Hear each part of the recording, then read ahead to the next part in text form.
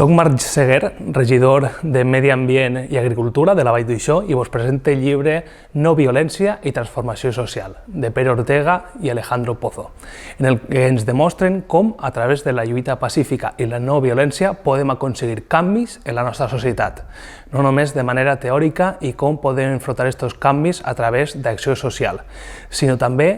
en idees pràctiques i exemples de tot el món on s'han aconseguit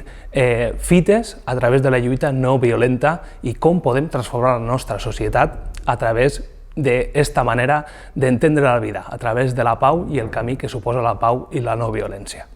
Molt recomanable en aquests moments en què l'escalada bèl·lica mundial està en escalada, com podem transformar la nostra societat sense aquestes armes i a través del camí de la pau.